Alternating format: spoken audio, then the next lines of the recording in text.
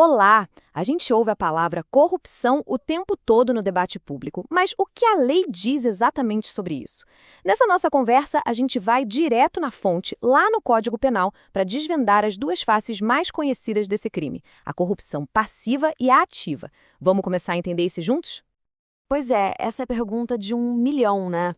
Porque, para além de tudo que se fala por aí, a lei tem definições muito, mas muito claras e específicas. E olha, entender o que está escrito ali é o primeiro passo para a gente ter uma noção da real dimensão do problema. Então, vamos ver direitinho como o Código Penal desenha essa fronteira. Bom, antes de entrar nos crimes em si, a gente precisa entender o contexto. Estamos falando de crimes contra a administração pública. O que a lei quer proteger, no fundo, é o bom funcionamento e a moralidade do serviço público. E para isso acontecer, tem uma figura que é central em toda essa história. E aqui já temos um ponto que é fundamental: o tamanho dessa definição. Para a lei penal, não faz a menor diferença se a pessoa é concursada, se tem um cargo temporário ou até se trabalha de graça. Se está exercendo uma função pública, pronto, é considerada funcionário público. Guardar essa informação é a chave para tudo que a gente vai ver a seguir. Ok? A primeira modalidade que a gente vai analisar é a corrupção passiva. Esse nome, passiva, pode até enganar um pouco, sabia? Porque a ação criminosa aqui parte justamente do funcionário público. É ele o protagonista, o autor do crime. Vamos ver o que a lei fala. Esse aí é o texto exato do artigo 317 do Código Penal. Presta atenção nos verbos, porque eles são a chave de tudo: solicitar, receber e aceitar promessa. A lei é bem detalhista, né? E o ponto crucial é que a tal vantagem de vida precisa estar ligada à função da pessoa, mesmo que tudo aconteça fora do trabalho ou, olha que louco, até antes da pessoa assumir o cargo. Traduzindo isso, a lei apresenta 3 cenários bem claros. O funcionário que simplesmente pede a vantagem, só o ato de pedir já cometeu o crime. Aquele que de fato recebe algum benefício, também. E por último, aquele que só concorda com uma promessa de vantagem no futuro também está cometendo corrupção passiva. Basta um desses 3 atos para que o crime já esteja completo. Mas, como toda história, essa também tem 2 lados.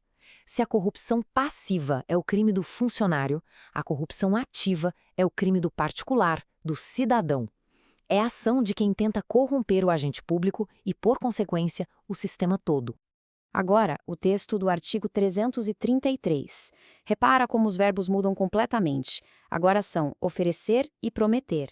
E a intenção aqui é muito específica.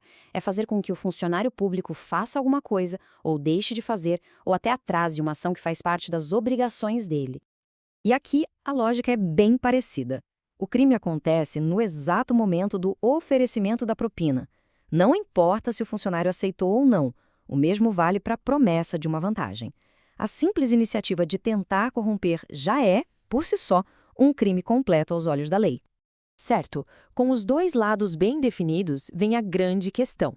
Como é que esses crimes se relacionam? Será que um depende do outro para existir? A lei tem uma resposta muito, muito clara sobre isso. E olha só como fica evidente a diferença. De um lado, na passiva, o funcionário público que pede ou recebe. Do outro, na ativa, o particular que oferece ou promete. Mas o ponto mais importante, a virada de chave talvez seja esta: são crimes autônomos. Sabe o que isso significa? Que pode muito bem existir corrupção ativa sem ter a passiva. Pensa assim: se alguém oferece propina e o funcionário recusa e denuncia, a pessoa que ofereceu cometeu o crime de corrupção ativa, mas o funcionário não cometeu crime nenhum. Então, a gente já entendeu as definições, as ações, quem comete cada crime, mas qual é o peso que a lei dá para cada uma dessas atitudes?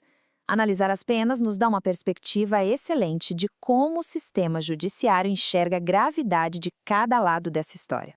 E aqui, um detalhe que diz muita coisa. A pena base para os 2 crimes é exatamente a mesma: reclusão de 2 a 12 anos e ainda tem multa. A mensagem da lei aqui é poderosa. A responsabilidade é espelhada.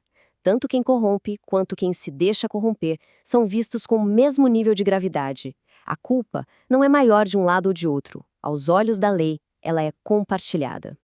E tudo isso nos leva a uma reflexão final, né? A lei deixa bem claro um equilíbrio de responsabilidades, punindo os 2 lados com o mesmíssimo rigor. A questão que fica no ar, então, não é só legal, mas é social. Se a corrupção é essa via de mão dupla, o que precisa acontecer na prática para a gente conseguir quebrar esse ciclo vicioso?